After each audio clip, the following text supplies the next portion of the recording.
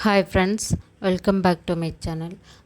இந்த வீடியோஸில் நம்ம என்ன பார்க்கலாம் அப்படின்னாக்கா, நான் ஏற்கனவே சொல்லியிருந்த மாதிரி தான், நீங்கள் பேசவே வேண்டாம். ஒருத்தவங்கக்கிட்ட போயிட்டு டைலர் கடையிலையோ இல்லை கம்பெனிஸ் இந்த மாதிரி இடத்துலையோ உங்களுக்கு கேட்க சங்கட்டமாக இருக்குது அப்படின்னு சொன்னாக்க, எப்படி நான் ஆர்டர் எடுத்து பண்ணுறது, என்கிட்ட பேச்சு திறமை இல்லை, நான் போய் கேட்க முடியாது, எனக்கு ஒரு மாதிரி இருக்குது, சங்கட்டமாக இருக்குது மேடம் அப்படின்னு சொல்லியிருந்தீங்க இல்லையா?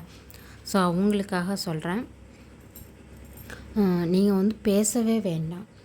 டைலர் கடை இருக்குதுன்னு வச்சுக்கோங்களேன், அந்த டைலர் கடையில் போய் கேட்கணும் அப்படின்னு இப்போ லேடிஸ் அப்படின்னா கூட ஓரளவுக்கு நம்ம கேட்கலாம். மற்றபடி ஜென்ட்ஸ் இருக்காங்க அப்படின்னாக்க ஒரு சில பேர் நல்லா பேசுவீங்க, ஒரு சில பேர் பேச முடியாது. பேச முடியாதுன்னா அது ஒரு மாதிரி நர்வஸாக ஃபீல் பண்ணுவீங்க. அவங்க வந்து கேட்க முடியாது, ஆனால் நான் மிஷின் வாங்கிட்டேன், ஆர்டர் எடுக்கணும், ரன் பண்ணணும் அப்படின்னு உங்களுக்கு தோணுது இல்லையா? ஸோ அவங்களாம் என்ன பண்ணலாம் அப்படிங்கிற ஒரு ஐடியா தான். ஸோ எனக்கு தெரிஞ்ச ஐடியாஸ் தான். நான் வந்து அப்படி தான் பண்ணினேன். பேச முடியல அவங்கக்கிட்ட, அதனால நான் என்ன பண்ணினேன் அப்படிங்கிறத உங்களுக்கு நான் சொல்கிறேன். இப்போது டைலர் கடை இருக்குதுன்னு வச்சுக்கோங்களேன். டைலர் கடை இருக்குது அப்படின்னா நீங்கள் உங்களோட ஃபோன் நம்பர் கீழே போட்டுக்கோங்க.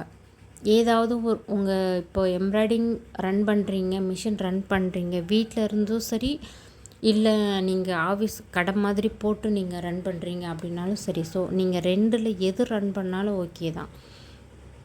அதுக்குன்னு நீங்கள் ஒரு நேம் வைப்பீங்க இல்லையா?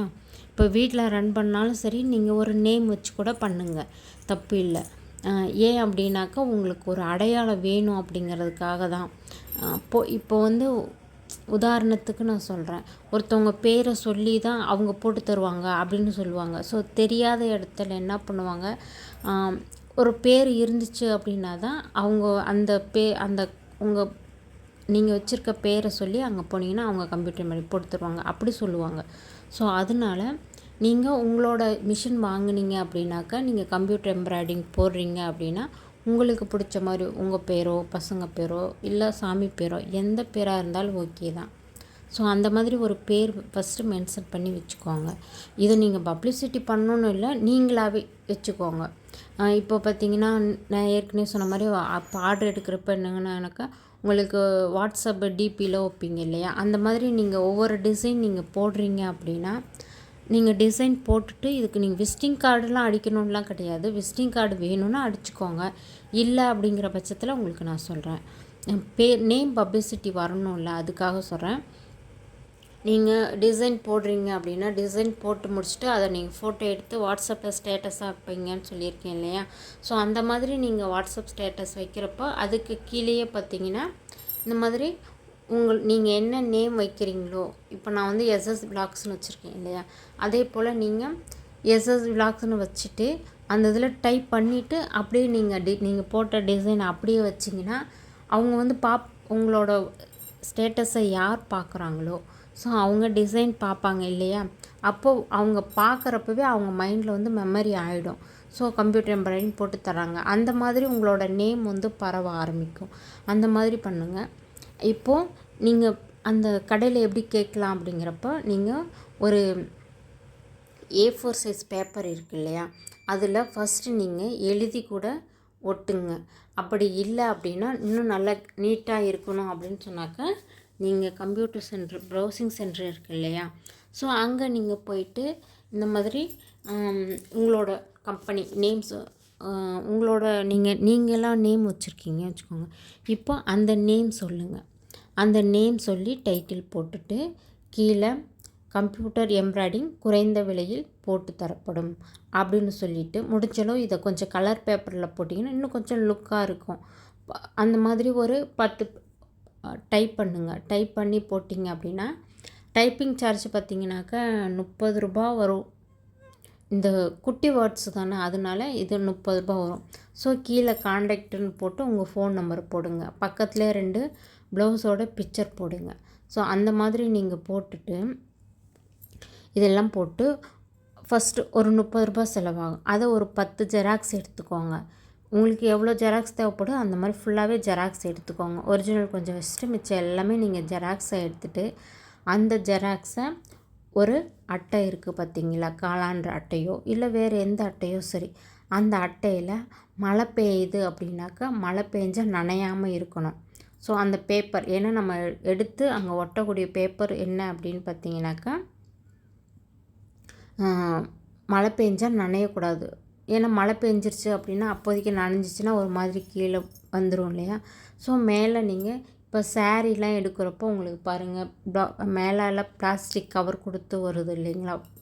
அந்த கவர் எடுத்து வச்சு கூட நீங்கள் அதில் கவர் பண்ணிவிட்டு சுற்றியும் ஸ்டாப்லர் போட்டுட்டு உங்களுக்கு நீங்கள் டைலர் கடை எங்கெங்கே இருக்கோ அதுக்கு டைலர் கடைக்கு ஆப்போசிட்லேயே பார்த்தீங்கன்னா நீங்கள் ஒரு தந்தி மரமோ இல்லை பெரிய மரமோ இல்லை போடோ என்ன இருக்கோ ஸோ அதில் நீங்கள் போய் கட்டி வச்சுருங்க. டைலர் கடைக்கு ஆப்போசிட்டில் கட்டுங்க. ஸ்கூல்லாம் இருந்துச்சுன்னு வச்சுக்கோங்களேன். ஸ்கூல் இருக்குது அப்படின்னா எப்படியுமே பேரண்ட் வந்து பசங்களை பிக்கப் பண்ண ட்ராப் பண்ண வருவாங்க இல்லையா. அப்போ பசங்களை விடுறப்போ வரப்போ அவங்க கண்ணில் தெரிகிற மாதிரி கொஞ்சம் இடத்துல கொஞ்சம் கேப் விட்டு நிறையா இடத்துல கட்டி விடுங்க. ஃபுல்லாகவே கட்டி விடுங்க. அப்போது உங்கள் ஃபோன் நம்பர் நல்லா எல்லாமே வந்து பார்த்திங்கன்னா கொஞ்சம் லாங்கில் இருந்து பார்க்குறப்போ அது படித்தா தெரியணும். அந்த சைஸில் இருக்கணும்.